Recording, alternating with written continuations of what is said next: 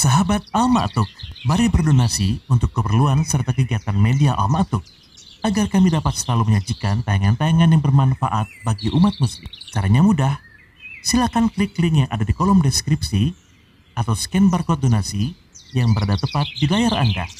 Jazakumullah khairan wa barakallahu fikum. Bismillahirrahmanirrahim. Assalamualaikum warahmatullahi wabarakatuh. Alhamdulillahi wa kafa wa salatu wa salamu ala nabiyyina al-mustafa wa ala alihi wa sahbihi ahli sidqi wal wafa. Allahumma alimna ma yanfa'una wa anfa'na bima 'allamtana wa zidna ilman. Allahumma rahmataka narjuk wa la takilna ila anfusina tarfata 'ain. Kita lanjutkan kajian ba'da zuhur kita masih bersama kitab Riyadhus Shalihin dalam bab Ijra' ahkamin nas ala zahir wa sarairuhum ila Allah Ta'ala. Kita masuk ke hadis nomor 395. Wa an Abdullah bin Utbah bin Mas'ud qala sami'tu Umar bin Al-Khattab radhiyallahu anhu yaqul inna nasan kanu yu'khadhuna bil wahyi fi ahdi Rasulillah sallallahu alaihi wasallam wa innal wahya qad inqata' wa innama na'khudhukumul an bima dhahara lana min a'malikum faman adhhara lana khairan ammannah wa qarrabnah wa laysa lana min sariratihi syai' Allahu yuhasibuhu fi sariratihi wa man adhhara lana su'an lam na'manhu wa lam nusaddiqhu wa in qala inna sariratahu hasanah rawahul Bukhari. Dari sahabat yang mulia Umar bin Khattab radhiyallahu anhu, yang mana hadis ini Al-Imam An-Nawawi menukilkan dari seorang yang bernama Abdullah bin Utbah bin Mas'ud radhiyallahu taala anhu. Beliau ini adalah keponakannya Abdullah bin Mas'ud radhiyallahu anhu dan diperselisihkan apakah beliau ini termasuk sahabat atau tabi'in.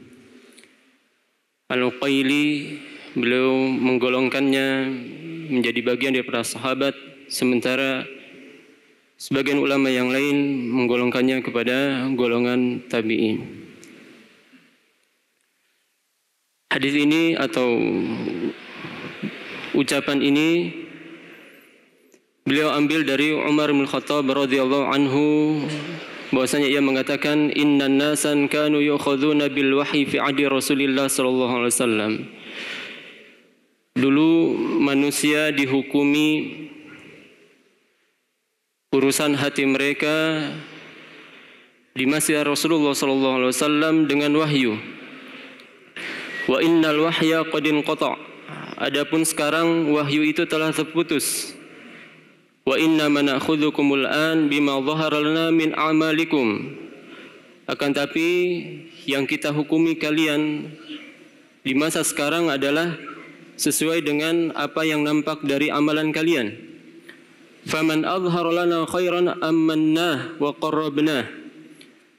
Siapa saja yang memperlihatkan amalan kebaikan, maka kami berikan dia keamanan dan kami dekatkan kedudukannya. Walaysa lana min sariratihi syai'. Adapun urusan rahasianya, urusan hatinya itu bukan urusan kami.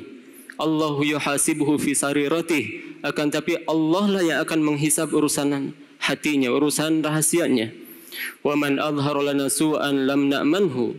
Akan tapi siapa saja yang menampakkan suatu keburukan, maka ia tidak aman dari kami. Walam nusaddiqhu, dan kita tidak akan membenarkan ucapannya atau perbuatannya. Wa in qala inna sariratahu hasanah, walaupun ia mengatakan bahwasanya maksudnya itu adalah baik. Hadis diriwayatkan oleh Al-Imam Al-Bukhari rahimahullahu taala. Hadis yang mulia ini memberikan beberapa faedah, disebutkan oleh Syekh Salim bin Aid Al-Hilali, di antaranya bahwasanya kondisi manusia di masa Rasulullah SAW itu berbeda dengan kondisi di masa setelahnya, yang mana ketika ada suatu hal yang mereka sembunyikan, maka Allah Subhanahu wa taala akan nampakkan melalui ayat-ayatnya. Di antaranya yang Allah Subhanahu wa taala sebutkan di dalam surat At-Taubah ayat yang ke-79 tentang orang-orang munafik, alladzina yalmizuna al-mutawwi'ina minal mu'minina fis shadaqat, dan orang-orang yang menghinakan orang-orang yang beriman yang mereka melakukan sedekah atas kerelaan mereka. Walladzina la yajiduna illa juhdahum, demikian juga orang-orang yang menghinakan orang-orang yang bersedekah sesuai dengan kemampuan mereka. Fayaskharuna minhum sakhirallahu minhum, mereka menghinakan orang-orang tersebut, namun Allah akan membalas penghinaan mereka. Ini ayat ini berbicara tentang orang-orang munafik yang menghina para sahabat yang bersedekah sesuai dengan kemampuannya. Maka Allah Subhanahu wa taala nampakkan kondisi hati mereka. Demikian juga Allah Subhanahu wa taala memuji kondisi hati para sahabat. Laqad radhiyallahu 'anil mu'minina idh yubayyi'unaka tahta asy-syajarah.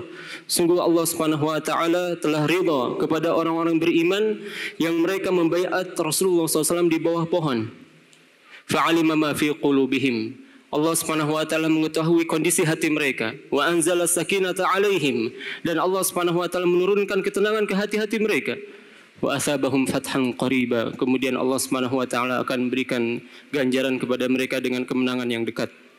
Maka kondisi hati para sahabat atau orang-orang yang ada di masa itu, Allah Subhanahu wa taala yang langsung menjelaskannya, walaupun penjelasannya dalam bentuk sifat bukan dalam bentuk nama.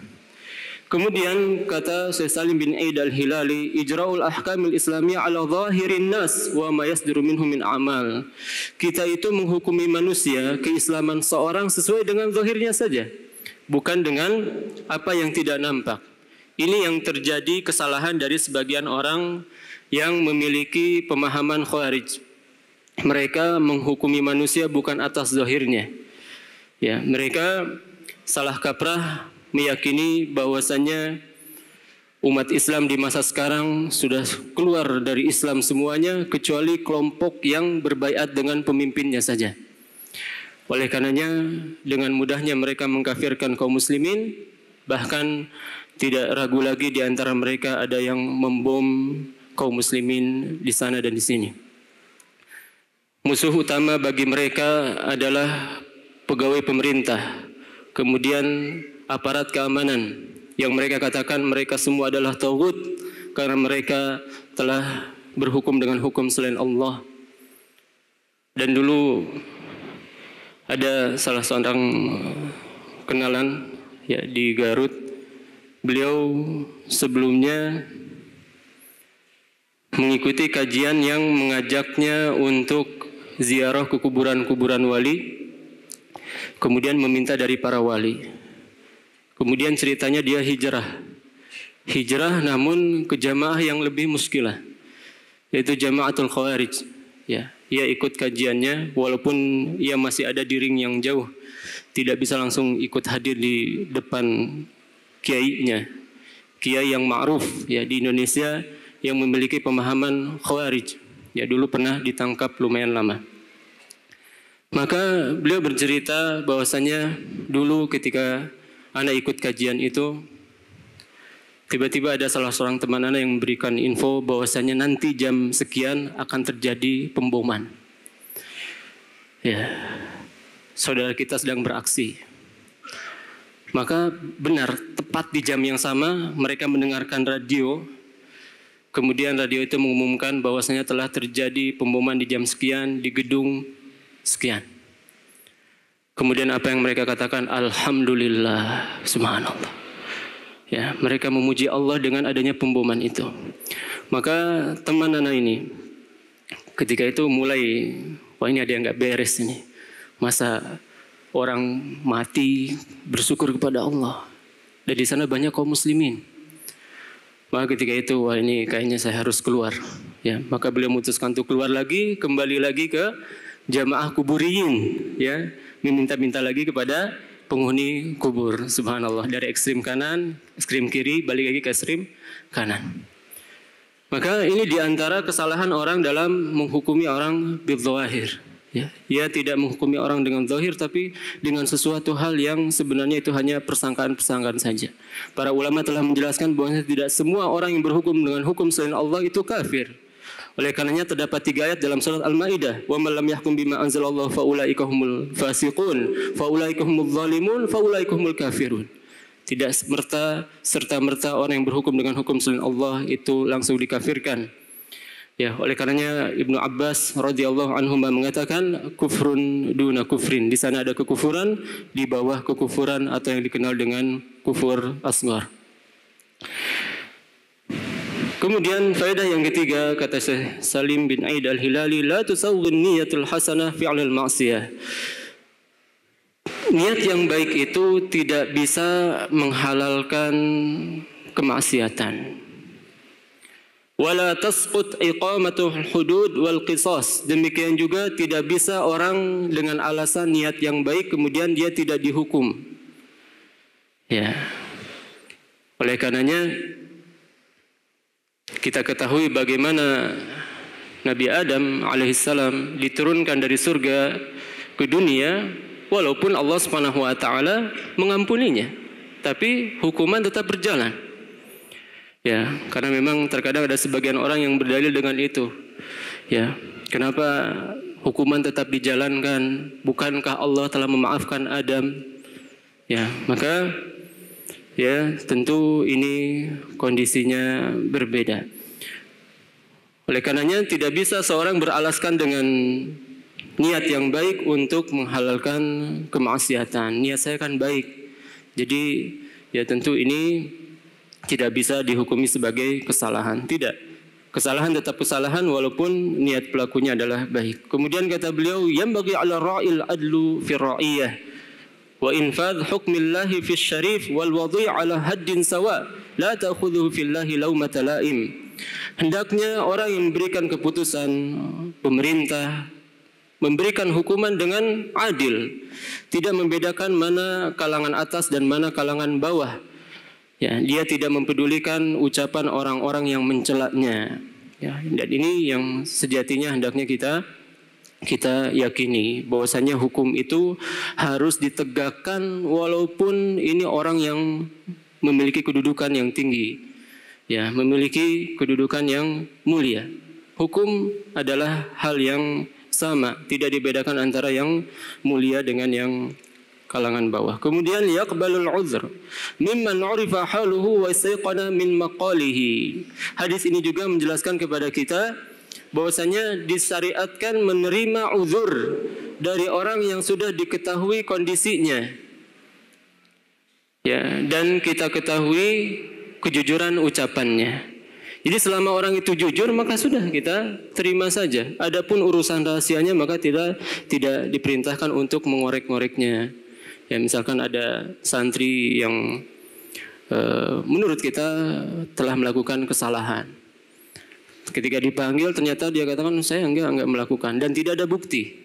Ya, tidak ada bukti, tidak ada saksi. Namun dia mengatakan saya tidak melakukannya, maka kita hanya bisa menghukumi yang zahirnya saja, tidak bisa menghukumi sesuatu yang tidak nampak. Beda lagi kalau ada bukti atau ada saksi, ini tentu jelas bisa tetap dijalankan hukuman tersebut. Kemudian al-hisabu yaumal jazal akbar yakunu ala ma akhfa al-'abdi min sariratihi fa in kanat hasanah fa hasan wa in kanat syarran fa jazaohu min jinsi amalih. Ya. Hisab di hari kiamat, di hari pembalasan yang paling besar akan lebih berat kepada urusan rahasia kita, urusan hati kita. Ya, Allah Subhanahu wa taala berfirman, "Yauma tublas sarair." Ingatlah ketika semua rahasia dinampakkan oleh Allah Subhanahu wa taala. Maka yang menjadi timbangan atau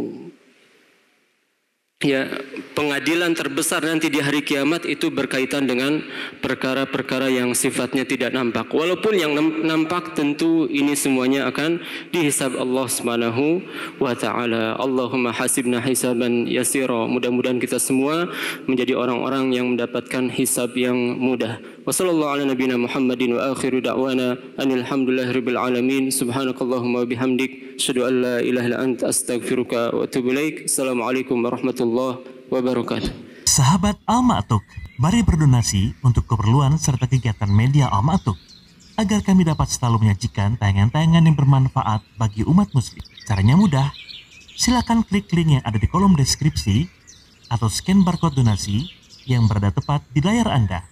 Jazakumullah khairan wa barakallahu fikum.